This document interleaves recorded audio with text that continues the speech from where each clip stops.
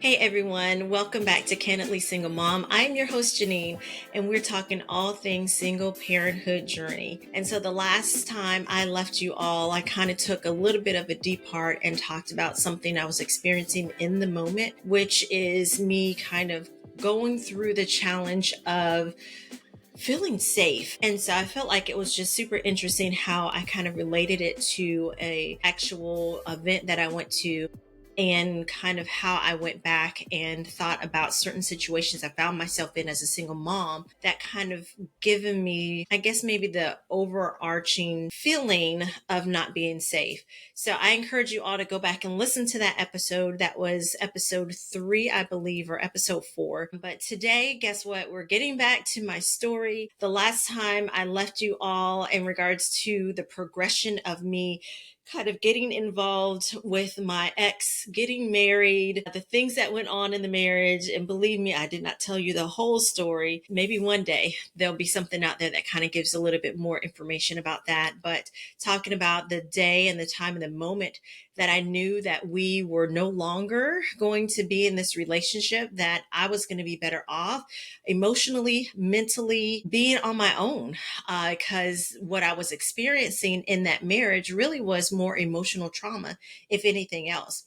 And so the last time I talked to you guys about what occurred, the one thing that I did was the day that I knew that it was just not going to work. And one of the things I realized is that I commended myself on being strong enough to speak and say, you know what, this is not going to work and you've got to go. It took 3 separations for me to realize that I need to value myself. I need to value my health. I need to value my emotional health. I need to make sure that I can do all that I can in order for me and my kids to be in a stable household. And what we were experiencing was not it. So my husband left that same day that I told him to leave. Honestly, I can't recall. Like, did we get in an argument? I don't remember. This was like 13 years ago, y'all. And so when he left, I remember that I got on the floor and I was just super honest. I prayed. I told God, I said, you know what?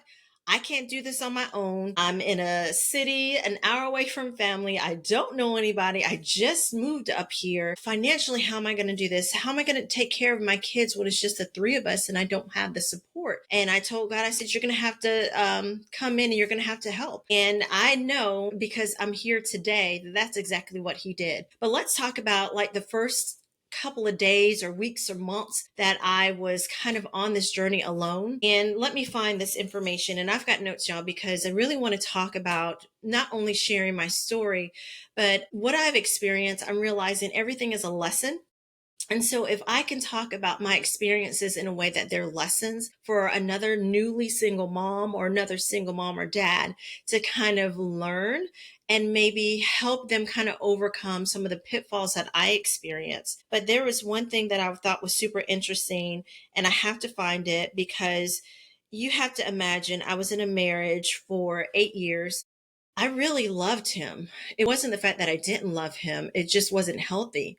And so when you're talking about the death of a marriage, but having to wake up every day and be in the moment with your kids and then working full time, like there's a compartmentalization that I had to do, but I was mourning my marriage. And so somebody posted this, and I don't even know how long ago this was. I took a screenshot of it, but they said co parenting with the same person you're trying to heal from is incredibly hard.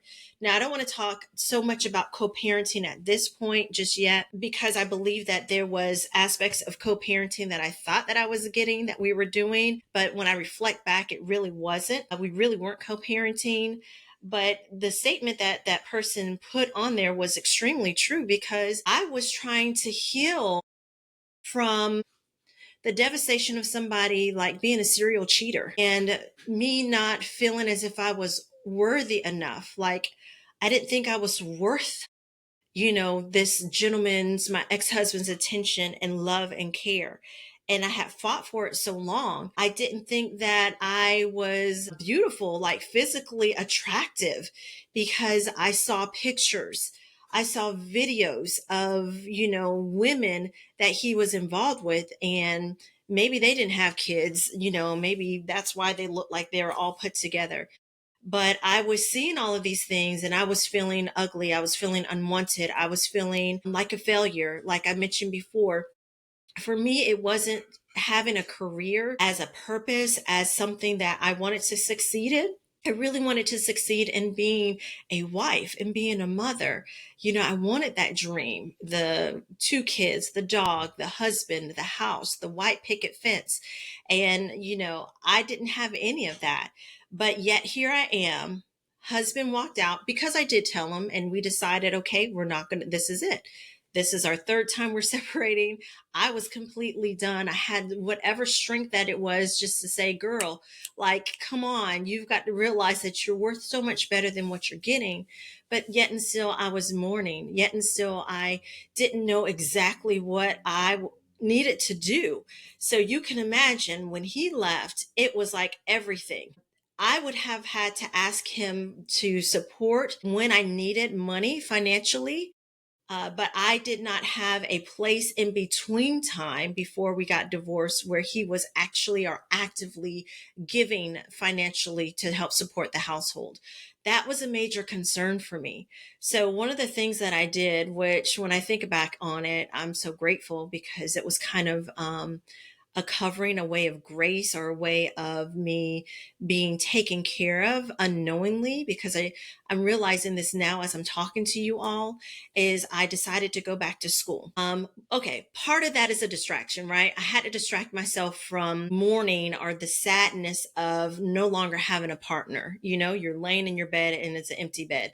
Now, that bed was kind of empty anyways because he was on other people's beds, but for the most part, I would never really have anybody in that spot. But me going back to school, because he was a veteran, I realized that I can go back and that they could kind of pay me a stipend as if I was like a student on campus, or to help pay for my books. But that was kind of a way that padded my income to where I could afford to remain in the townhouse that we were living in and pay, the rent at the time and all the utilities and everything that goes along with just living life financially. And I was able to kind of do all of that because I was getting additional monies in from the VA that was helping me with school. And that was 4 years. Gosh, was it 4 years? It was 4 years that I went back to school to get my master's.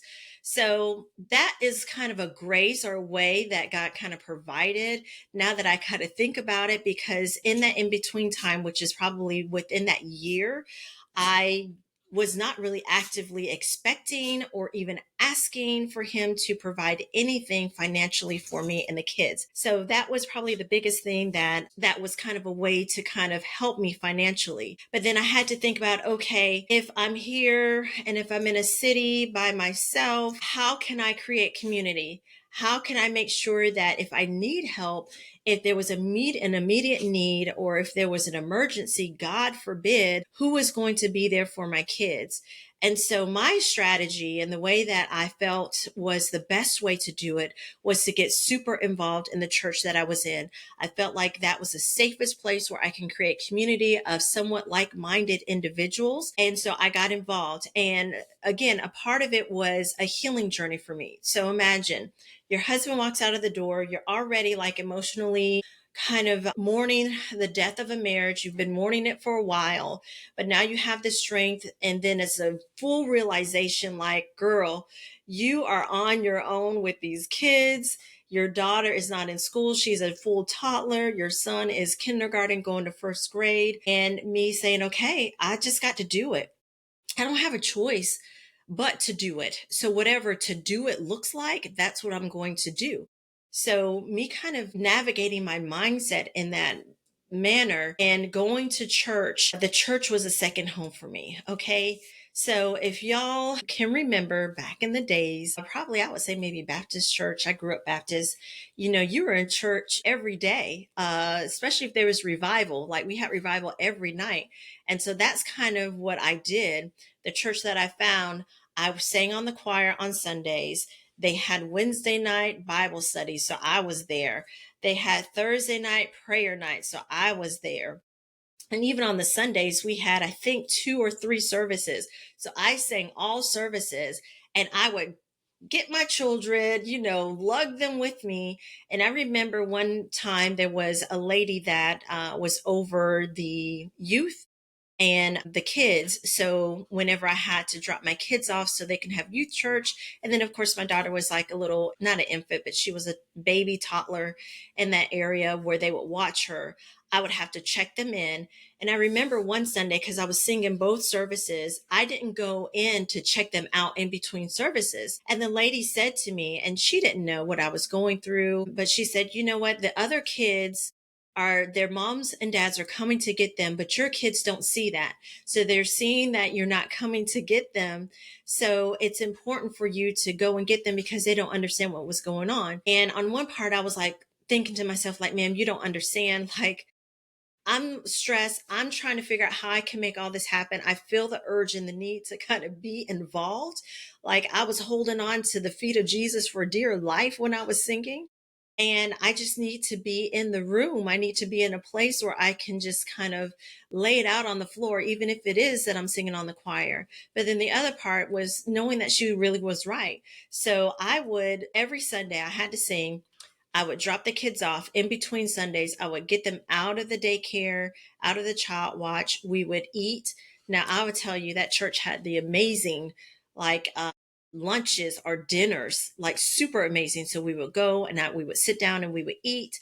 And then I would check them back in. And I realized, talking to my son, like, okay, we're going to do the second service. You're going to go back in. I'm going to sing. And then after I sing, I don't have to stay for the full service. I'll be able to come and get you. So that's what I did every Sunday. And then on Wednesdays, after school and work, I would get the kids and we would go. And then I started getting involved in what was called, I don't remember the name of it, but it was a Thursday night prayer at the church. And that was a saving grace for me. So again, let me circle back. Imagine yourself in a marriage for 8 years, kind of losing your identity in this gentleman, not fully having the strength, or the self assurance of knowing who you are, being kind of cheated on, repeatedly, going through the process of separating and getting back together. Cause, there was times where I didn't know how I was going to do it by myself. And then coming back to the point where like, this is it, this is done. I definitely needed healing. I probably needed to go to therapy, but this was early mid 2000s, I would say. I don't think that people being woke to therapy was like the biggest deal like it is now, or aware that therapy is like the best thing. So I felt like the only thing that I needed was God, and the only thing that I needed was prayer. So again, Thursday nights was the saving grace for me, because when we went to Thursday nights, it wasn't in the main church. It was like this old movie theater. And in the movie theater, all the chairs were up. It was concrete. It was dirty. It was dank. It was dark. There were spiders. There were spider webs like in the corners. But that was kind of the beginning of my healing process for me, was being there and having the minister there. They would sing and then she would have a word, but then they would go into this intense prayer. Like people would come up and pray. You can come up and get prayed for. People would walk around the room and pray. And I just remember feeling such a sense of peace, feeling a belongingness within these groups of individuals. And it wasn't a lot of people. That was the first time that I really experienced God in a miraculous way. I remember, and this was like Thursday night late, that we would be in there for so long that we would have to go to the childcare, which was a little bit up the street, get my kids out, bring them back to the movie theater, sit them down. And then I would just, and honestly, my kids would be running around, but I was so broken that I would be in a corner. And I remember laying on this concrete floor, y'all, not caring that I was feeling spider webs, not caring if there was a spider on me. I was just so desperate to heal the hole that was in my heart, that was as a result of years of emotional abuse that I experienced in my marriage. And then now here I am, the single mom, and I'm thinking, like, who even would want somebody with two kids? I don't feel like I'm attractive enough or worthy enough to even be anything to anybody, not just a romantic relationship, but just anybody. I was so broken, so broken. But my kids didn't see that part of it. But when I was there at the movie theater, I was over in the corner praying. And I remember one time that I would pray, and when I would pray, I would have images in my head, or I would see things that God was kind of showing me that I was good, like he was going to take care of me. He was going to take care of my kids. But I remember one particular moment on my Thursday night prayer nights, me over in the corner, kids, I don't even know what my kids were doing at that moment, but I remember feeling a hand kind of going in and touching my heart. I tell you no lie, like a physical hand going in, touching my heart. And I heard God say, Jeneen, I'm healing you. Jeneen, I am healing you. And that's what I needed. So you can imagine that's why I went back Thursday after Thursday after Thursday. And then when I would go home, it would be like, okay, I'm compartmentalizing myself to be the mother. So I'm going to be the mother and the caretaker of my kids. They can't see me cry. They can't see me upset. If I have to call their dad to talk to them on the phone to fuss about anything, I don't want them to hear it. And so I would do everything that I can with my kids around in order to be strong, like putting on strength, because I didn't want them to know truly, like, it was such a mask. I was so broken. I was so felt so defeated. There was a little bit of hope of knowing that God was there and he was healing me, but that was all I had, right? I was hanging on to the feet of Jesus. Okay. And when I put my kids to bed, that was my time. I would cry. I would be so overwhelmed. I would be crying because I would, you know, Facebook was popular, more popular back then. See my ex, doing whatever he was doing on Facebook, me asking for assistance and help, and it turning into an argument, me looking at my finances and like, I don't even know how I'm going to make this. Around that time, my son was kind of dealing with some things in school where they were trying to tag him as ADHD. And that'll be something I can share a little bit later as far as what my thoughts were. So navigating through that because he wasn't doing great in school. And so all I could do was cry. Y'all, I feel like during this season of single parentness, this journey, um, that I've cried so much so that I can probably fill up a mansion with my tears. This journey, and I say it and I'll say it now, and I think I still believe this. It's not anything that I would wish on my worst enemy because it is a road that can be lonely. It is a road where it's just you and your kids. It can be overwhelming. It can be tiring and trying. And in those first couple of days, months, the first year of me trying to navigate a new normal, a new way of doing things was such a lonely road. And the only thing that really was like the grace for me was being to able to just express my sadness, express the hurt, the pain through singing in desperation to God, and then getting covered in prayer, and then being so connected with God. And honestly, when I was in it, I didn't feel that I was as connected. When I reflect back on it, I was right there to where I would hear God, to where he would give me dreams, to where he would just speak to me in such a sweet and loving and tender way. The minister that would do the Thursday nights, like I started getting involved with the team, she was loving on me. I would go up for prayer. Like, when you see people go up for prayer over and over and over again, and you're like, what's wrong with them? I was that girl. Okay, I was that girl. And I don't think that the altar call in the bigger church on Sundays was like the thing for me. It was Thursdays. So I would go up for prayer and she would say, things that she would hear God say about me to her.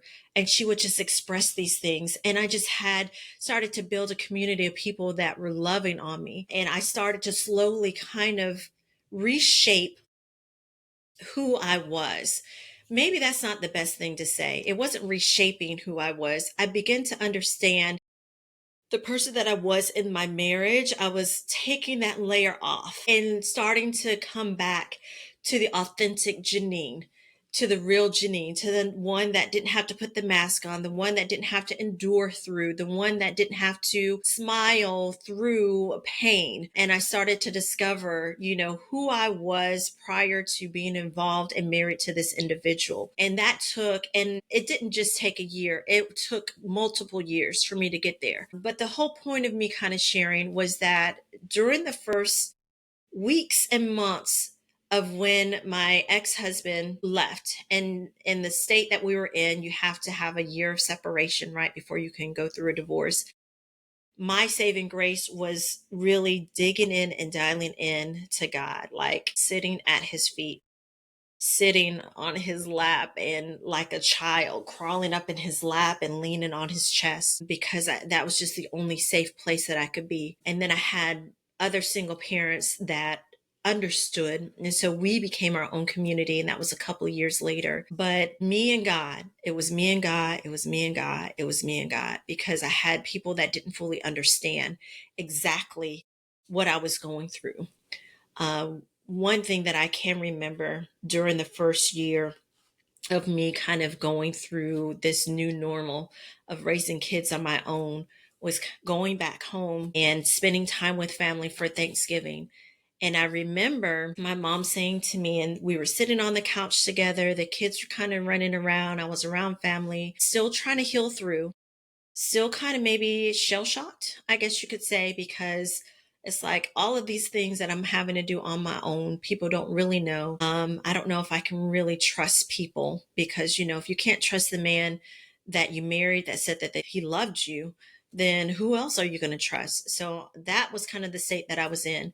But I remember my mom telling me it would have been a lot easier if I would have stayed married. And she just kind of sat, we were just sitting together. She just kind of casually said that to me. And it was kind of like somebody piercing you in the heart.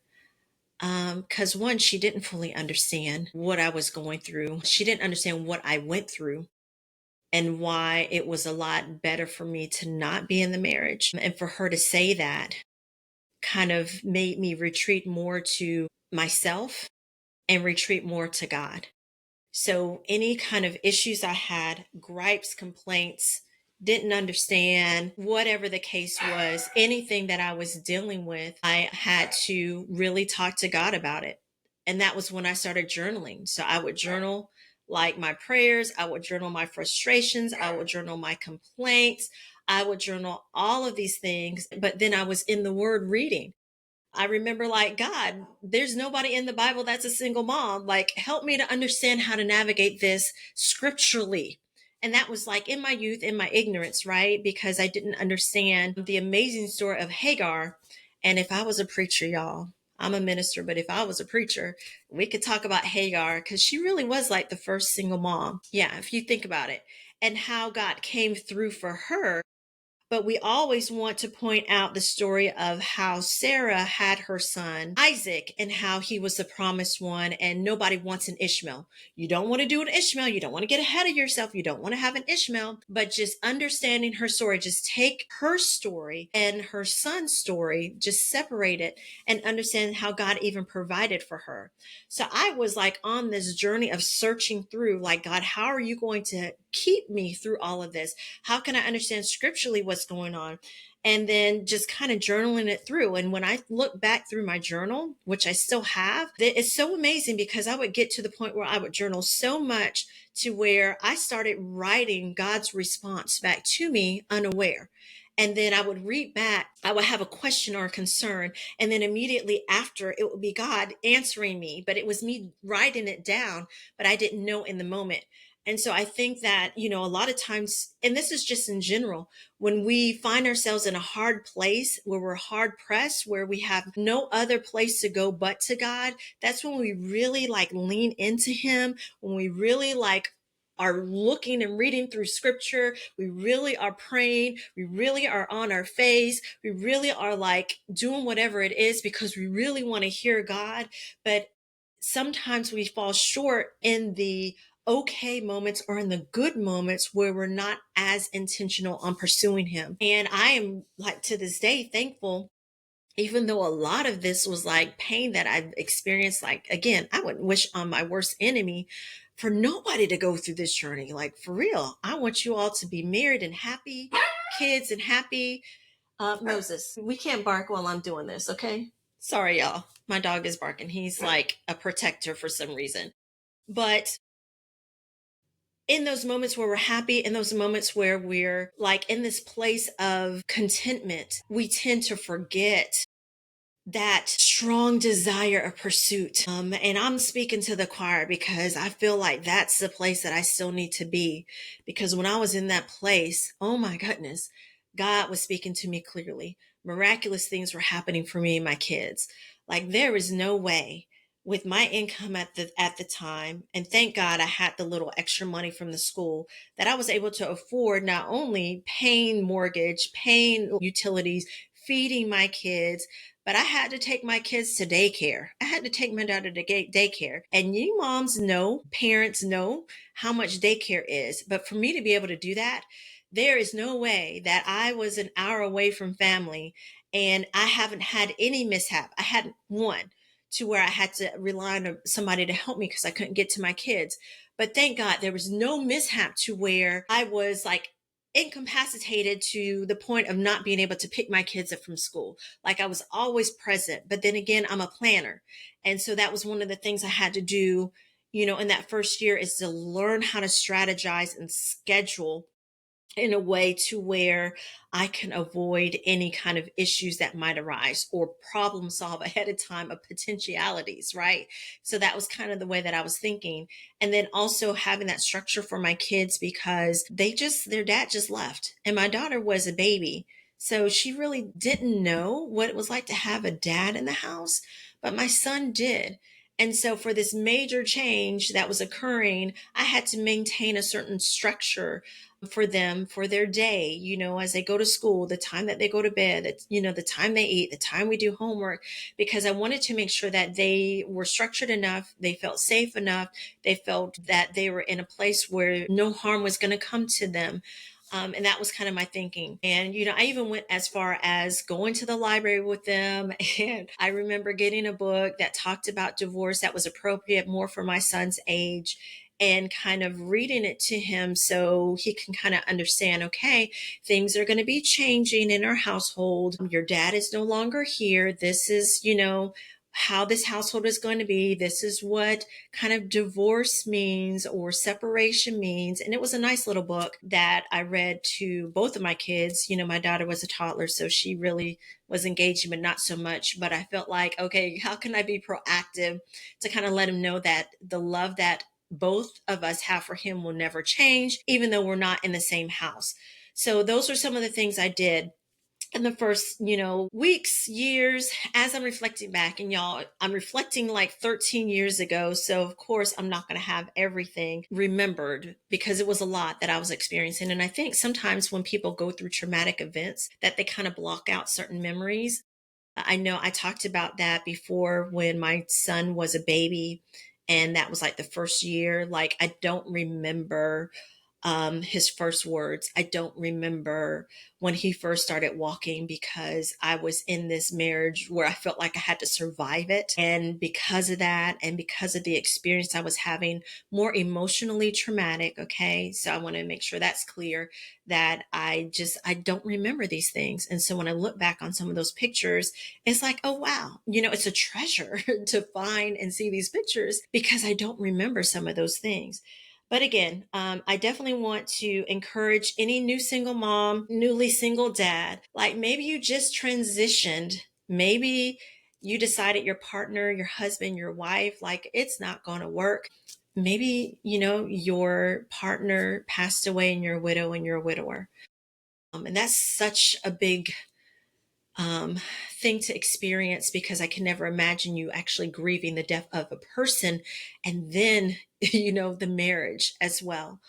But if you're finding yourself in this place, I just want to encourage you. For me, it was leaning into God. Like, grabbing onto the feet of Jesus, sitting in God's lap. I would imagine myself sitting in his lap as if I was a little child and him just hugging me and loving on me. It was me kind of getting super involved in a place where I felt safe, where I felt that I would get covered spiritually, and building community through church because it was like-minded individuals that I knew there was no harm there. I could eventually build trust. So if that's a path, that I could recommend, then do that. Who is in your community that you can reach out to and trust? People that are loving you no matter what, that are not going to judge you or try to force their opinions on you. How's your relationship with God? Are you praying? Do you journal? I recommend journaling 100%. And it doesn't have to just be you journaling a prayer, your thoughts, your frustrations, but then give it over to God and then just watch how God will kind of answer, the challenges that you're facing. Have a good cry. Okay. I feel like I'm the crying queen. I cry. But, for me, it was important that my children didn't see it. So the nights when I would go to bed, often I would cry myself to sleep. But I feel like crying is just a release that I need. And I am understanding that there's should not be a negative stigma attached to that. Like if you need to release, it's okay. Cry it out, release it, and then let's move on. Let's move on. Don't stay in that depressed state. So those would be the things that I would recommend. Therapy would be a thing that I would recommend because you can have somebody that's not close to your situation, that is an expert in their field as far as helping you navigate through this transition. So I do recommend therapy. I did not do therapy. I actually, when I went back to school, when the VA paid because I didn't want to lose those benefits, I was going back to school to get my master's as a professional counselor. Maybe that was a therapy that I got going through the courses. But, all joking aside, if you think therapy is something that you need, then definitely do it. There's nothing wrong with Christ and therapy. There's nothing wrong with the two. Like it could be one or the other or both, but it is what you think is best for you. But I definitely would tell you again and again, just make sure that you kind of assess the people around you, make sure that you have a trusting, loving community that will support you and build you up, that won't try to take away from you. And we'll get more into further episodes of, just people that I've trusted that I should not have, and allowing too many voices to come in my life during like a sensitive moment or time in my life, and me having to kind of do a little bit of damage control. Another episode that we'll talk about that. But those were the things that I would recommend for you. And then I just want to encourage you, like, you've got this. Even if you feel like you don't have it, you have it. Even if you have to compartmentalize and put on the cape of being strong for the moment, do what you have to do. But make sure that you follow through with the things that you need to help you, because you are mourning the death of something, but you still have to be the parent to your amazing children. So I want to encourage you that you have this. You're not by yourself. Man, I'm working hard. I want to create a community where we all can support each other, or you feel like you have support, but just look at where you are. So wherever you live, whatever church community, whatever other communities outside of church that are healthy, look at where you live to build that community that you need. That is going to be a key place and way for you to kind of navigate through, especially when you're newly into this single parenthood journey. And then again, I always have to leave a scripture for you all. And so I'm going to read the scripture for you. It is coming from Isaiah 41:10. It's the NIV version. It says, "So do not fear, for I am with you. Do not be dismayed, for I am your God. I will strengthen you and help you. I will uphold you with my righteous right hand." So just reminding you that God is with you even in the moments that you're lonely. He is present there. He is holding you together. He is a strong tower for you. He is a place of safety for you. And that is where you are going to find yourself, not only in a process of healing, but also in a process of being strengthened, getting back to who you are, the authentic you, and taking off that false persona of the survival you. right? So that's where we want to be. That's where we want to get to. So I want to thank you all. This is a long Candidly Single Mom episode, but the more that I get on here, actually, I feel like this was a good one because I'm getting a little bit more comfortable in the flow. But if you all have a need, please put it in the comments below. I want to encourage you to continue to follow me Instagram, Facebook, TikTok, and then subscribe to my YouTube channel as well. The links are going to be in my bio wherever you're finding this. And make sure that you comment. If you need a prayer, please let me know. How can I pray for you as you are in the single parenthood journey? And then I even want to extend it to maybe there's a young man or a young lady who is in a single parent household, and maybe you're feeling some kind of way about what it is that you're experiencing and comparing yourself possibly to other homes, and you just need prayer, you need covering. I'm here for you too. So please let me know. How can I pray for you? How can I support you? And again, make sure that you subscribe, make sure you like on Instagram, follow me, TikTok, all of the things. My podcast can be found anywhere that you listen to podcasts. And until the next time, thank you for being on this journey with me, you all. We'll be back. I think it's episode 6 I'm on now. So episode 6. So see you then. Bye-bye.